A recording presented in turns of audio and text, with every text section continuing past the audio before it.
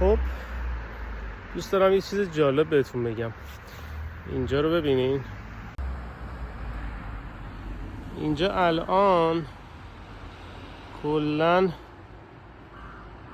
خشکه و هیچ خبری نیست از آب،